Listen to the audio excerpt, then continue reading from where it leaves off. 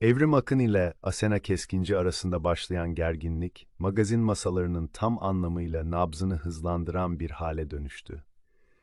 Sessiz kalmayı tercih eden Evrim Akın, sonunda kameraların karşısına çıktı ve duygularını tutamayarak gözyaşlarına hakim olamadı. Ortaya atılan iddiaların ağırlığıyla yıprandığını söyleyen Akın, kendisine yöneltilen suçlamaları reddedip içini dökerken, yalnızca iyi niyetle hareket ettiğini vurguladı. İyilikten başka ne yaptım sözleri, yaşadığı kırgınlığın sert bir yansıması gibiydi. Konu, Bez Bebek dizisinin çekim dönemine uzanan bir geçmişe dayanıyor. Dizide çocuk oyuncu olarak yer alan Asena Keskinci, hayatının o dönemine dair oldukça sarsıcı açıklamalar yaptı. Set ortamında kendisine fiziksel ve psikolojik baskı uygulandığını öne sürerek, isim vermeden başrol kadın oyuncuya dair bir dizi iddiayı gündeme taşıdı. Keskinci, rol aldığı dönemde iki genç oyuncudan biri olduklarını, sette sürekli bir gerginlik olduğunu, kendilerine yönelik sert sözler ve rahatsız edici davranışlarla karşılaştığını anlattı. Köşelerde sıkıştırıyor, ailemle ilgili moral bozucu cümleler kuruyordu ifadeleri, iddiaların ciddiyetini daha da artırdı. Üstelik mesele sadece sözlü baskıyla sınırlı kalmadı. Keskinci, saç çekme ve çimdikleme gibi fiziksel temaslar yaşadığını da iddia ederek olayın boyutunu genişletti.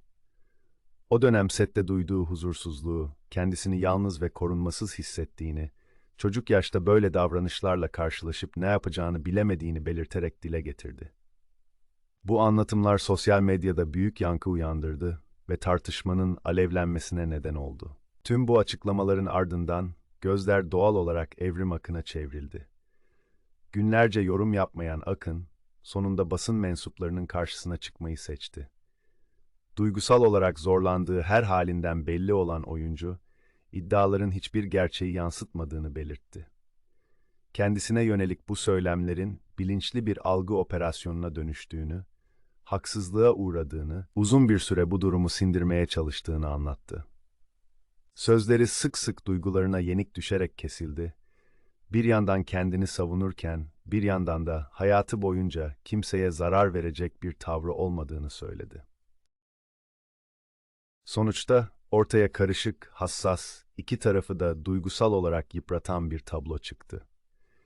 Bir yanda çocuk yaşta bir oyuncunun hafızasında kalan olumsuz anılar, diğer yanda yıllar sonra gelen suçlamalar karşısında kendini savunmaya çalışan bir isim. Her iki tarafında kendi bakış açısından haklılıklara tutunduğu bu hikaye, magazin gündeminin çok uzun süre etkisinde kalacak gibi görünüyor. Kanala abone ol, videoları beğenmeyi unutma.